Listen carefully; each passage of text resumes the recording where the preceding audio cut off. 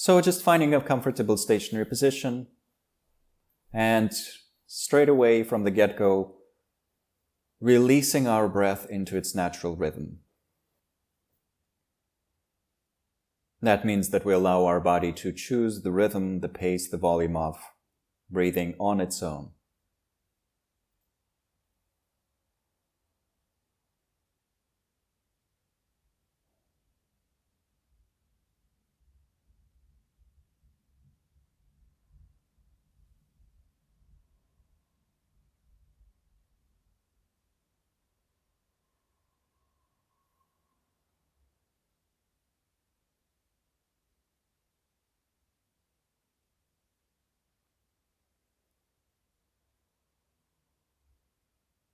Briefly revisiting our most meaningful aspirations, desires, wishes with regards to contemplative practice.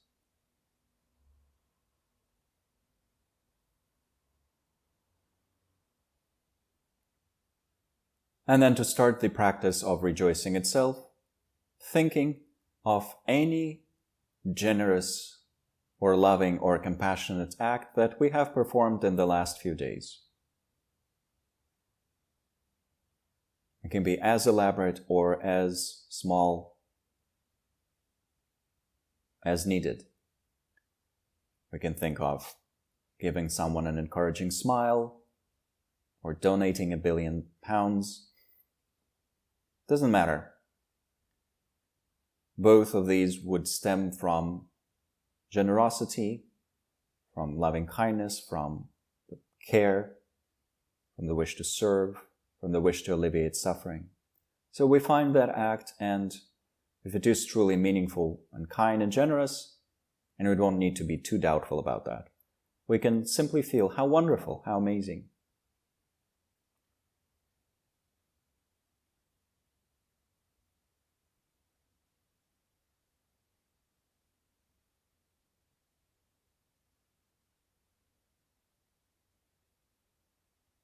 Strengthening this feeling of it being wonderful for a few cycles of breathing.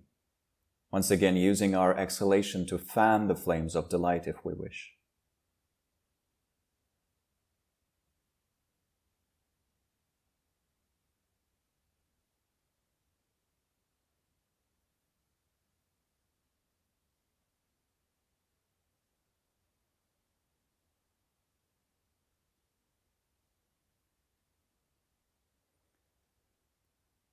And then moving on to a generous, kind, or compassionate action that someone else has done. For example, the center's volunteers have prepared this room for us today, putting out all the cushions, preparing the space, awaiting our arrival, creating the conditions for us to be doing these contemplative practices. How kind, how wonderful, how delightful.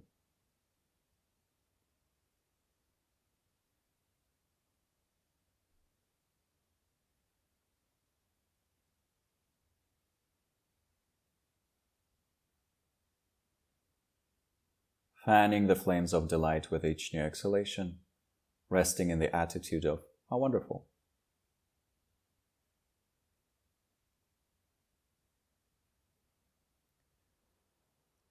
And then we go into a sequence of free associations in which our mind can freely go between different wholesome, meaningful, virtuous actions done by other people, done by us, done by people in ancient past, done by someone who's our contemporary. Simply all the acts of incredible kindness and compassion, generosity, wisdom, and so forth that we can think of. And whenever one action of that nature catches our attention, and it might be something that we did a month ago, 10 years ago, that we're doing right now by practicing, we hold on to that action for a little while, we generate the attitude of how wonderful, and after a few cycles of breathing, we move on to the next one.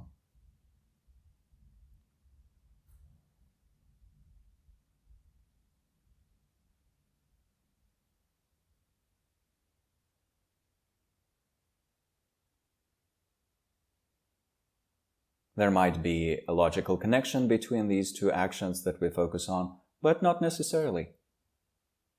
We're simply scanning the present and the past for any sparks of virtue, and we generate the delight. How wonderful!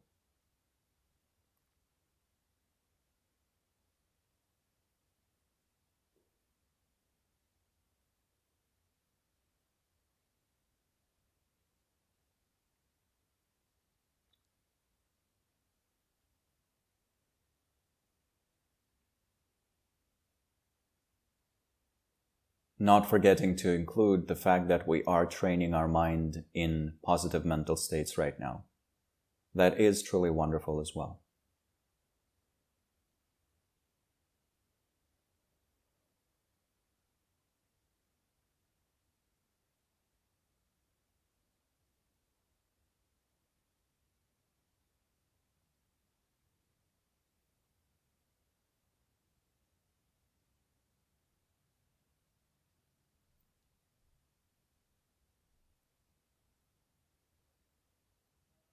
And then with all of this delight accumulated in our mind, with all of this positive potential strengthened by this orderly type of thinking, we, to conclude the meeting itself, take some moments to dedicate the energy of our practice to our highest goals and aspirations, and to the happiness, well-being, and freedom of all who live.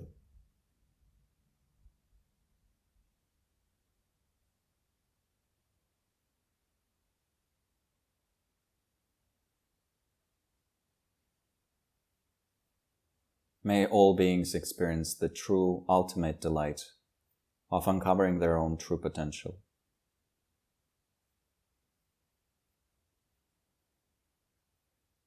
And with that, we come back to the body. We reactivate the body by rocking back and forth and so on. And we slowly conclude our practice.